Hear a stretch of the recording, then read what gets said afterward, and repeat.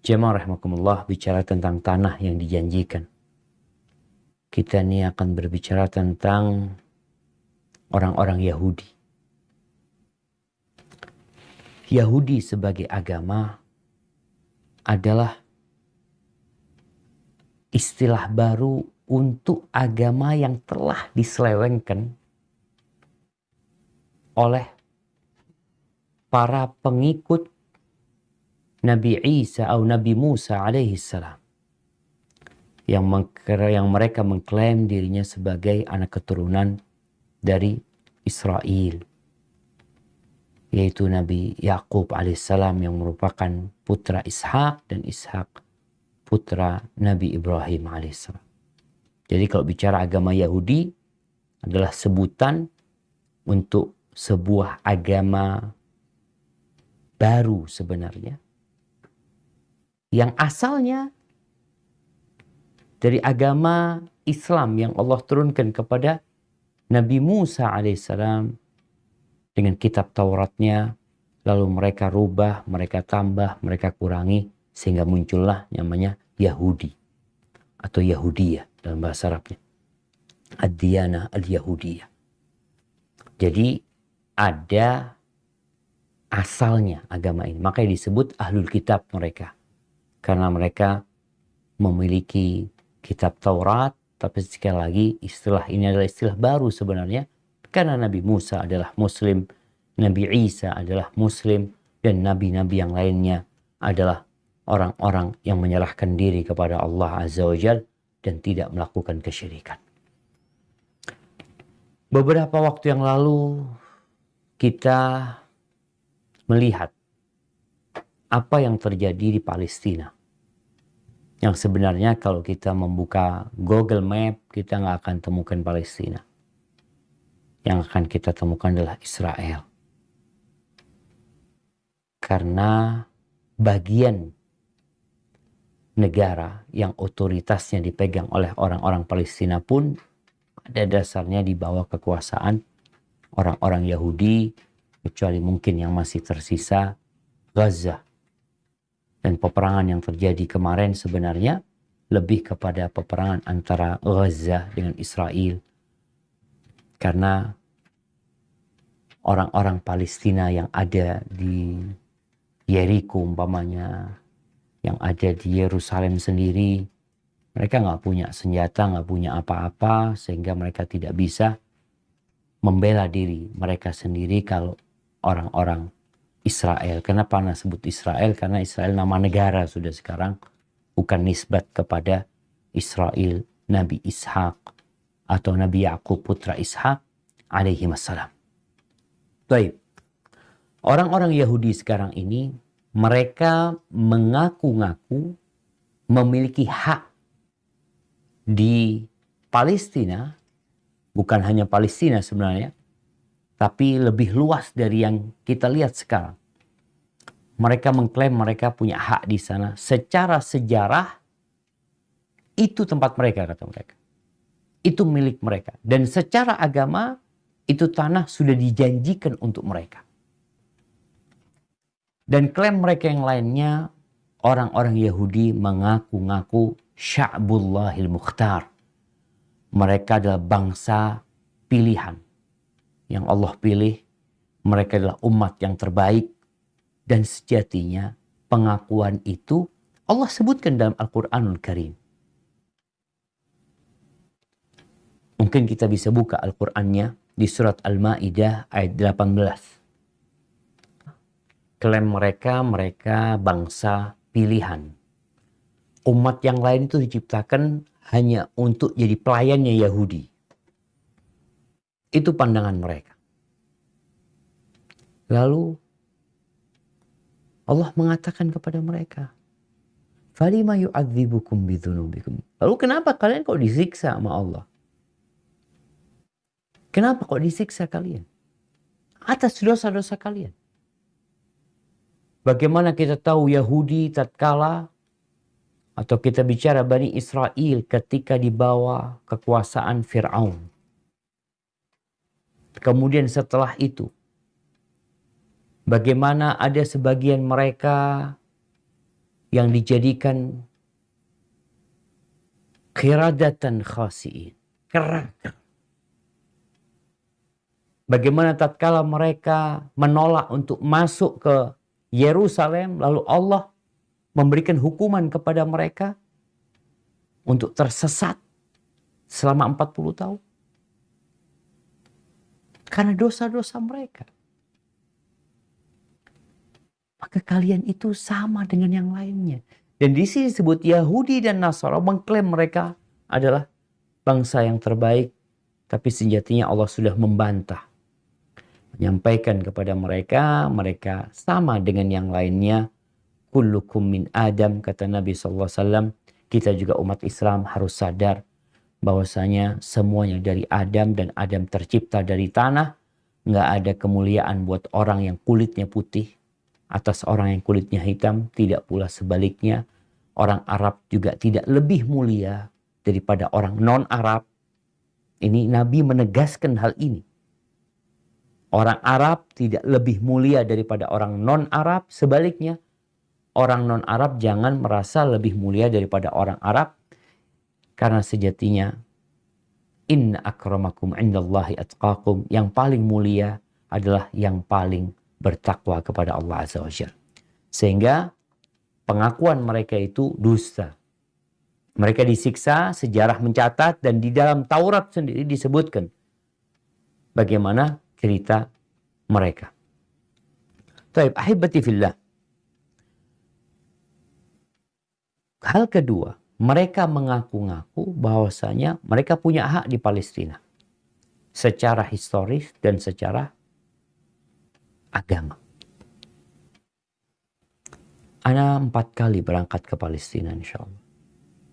Kalau Ana melihat kondisi yang ada di sana, ya mungkin tidak berbeda dengan kondisi bangsa Indonesia ketika dijajah sama Belanda. Ya kayak gitu tuh. Jadi datang penjajah namanya Israel, kemudian mereka menguasai negeri Palestina. Ada negeri-negeri yang mungkin belum bisa mereka taklukkan, dan semuanya berada di tangan orang-orang Yahudi. Dulu pada waktu kita dijajah Belanda, orang kalau mau berangkat haji itu yang mengeluarkan siapa visanya ke sana? Iya Belanda. Semuanya yang ngatur, apalagi dulu kita ingat di kotak-kotakin ada kampung pecinan, ada kampung Arab. Itu yang membuat seperti itu siapa? Ya mereka, penjajah pada waktu itu. Semua mereka lakukan untuk keamanan penjajah. Dan Yahudi membagi-bagi memang. Ini daerah Palestina. Ini daerah namanya kumpul antara Muslim sama Nasara. Ada daerah khusus orang-orang Yahudi. Bagaimana pengakuan mereka bahwasanya Palestina dan sekitarnya adalah negeri yang dijanjikan Allah kepada mereka, dan secara sejarah mereka sudah pernah tinggal di sana. Coba kita baca sejarah. Kita tahu bahwasanya Bani Israel secara nasab akan bersambung sampai Nabi Ibrahim alaihissalam. Betul, Nabi Ibrahim alaihissalam bersama Nabi Ishak, bersama Yakub pernah tinggal di sana. Di Palestina situ. Kemudian Yusha bin Nun, Nabi Musa alaihissalam diperintahkan untuk masuk bersama Bani Israel. Tapi Bani Israel ketika itu menolak. Akhirnya mereka menanti selama 40 tahun. Untuk dapat masuk ke tadi yang dikatakan tanah yang dijanjikan kepada mereka. Mereka masuk bersama Yusha bin Nun. Yusha bin Nun, Nabi Yusha yang mungkin dikenal Joshua oleh mereka, itu masuk ke sana. Mereka kemudian tinggal di sana sampai juga kita lihat di masa Nabi Daud alaihissalam. Kerajaan Nabi Daud raja. Kemudian Nabi Sulaiman alaihissalam. bagaimana Masjidil Aqsa pada masa keduanya sangat makmur sekali. Secara bangunan ya, Masya Allah tempat ibadah itu tempat yang sangat makmur pada waktu itu. Dan orang-orang Yahudi itu paling gak suka sama Nabi Sulaiman dan Nabi Daud alaihissalam. Kenapa? Karena keduanya raja. Sehingga mereka yang sebelumnya sangat zalim ya. Yang sebelumnya mereka bertindak semena-mena, pembangkang mereka. Di masa Nabi Musa mereka sudah membangkang. Di masa Nabi Musa alaihissalam bagaimana mereka minta dibikinkan berhala. Bagaimana tatkala Nabi Musa pergi untuk mendapatkan wahyu dari Allah Azza wa Jal, mereka menyembah anak sapi. Mereka seperti itu. Sehingga kalau penguasanya itu raja, punya kekuasaan, punya kekuatan, mereka sulit untuk bertindak. Oleh karena itu, mereka membuat ulah lagi, membuat banyak kerusakan setelah meninggalnya Nabi Daud alaihissalam. Di mana terjadi perpecahan di kerajaan Bani Israel. Mereka bahkan saling membunuh. Yang satunya membuat agama baru tadi. Yang akhirnya dikenal dengan Yahudi sekarang. Yang satunya tetap di atas Islam. Tapi akhirnya Allah Azza wa Jal mengutus Nabi Isa alaihissalam untuk memperbaiki yang telah dirusak oleh orang-orang Yahudi. Disebutkan di dalam kitab Mawsu'atul Adyan bahwasanya akhir Yahudi yang terusir dari Baitul Maqdis itu pada tahun 70 Masehi. Mereka akhirnya tersebar kemana-mana. 70 Masehi. Yang akhirnya Yahudi itu tinggal di Madinah. Kita lihat bagaimana mereka hijrah meninggalkan Palestina. Sebagian tinggal di Madinah. Di Madinah. Sampai diutusnya Nabi Muhammad SAW. Ada orang-orang Yahudi di kota Madinah. Mereka juga tinggal di Khaybar. Yang tidak jauh dari kota Madinah. Mereka kemana-mana. Mungkin sebagian masih ada yang tersisa di Palestina. Tapi hidup di bawah tekanan dan penindasan Romawi pada waktu itu yang berkuasa sampai datangnya Islam. Kira-kira tahun 15 Hijriah, Islam datang ke sana, kemudian diberikan kebebasan beragama untuk setiap umat beragama yang ada di tempat itu. Jadi ketahuilah, sejak datangnya Islam, baru ada toleransi. Jadi kalau ada sekarang yang menuduh Islam nggak toleransi, dia nggak baca sejarah. Orang Nasoro nggak toleransi. Kalau Yahudi yang berkuasa, habis tuh Nasoro.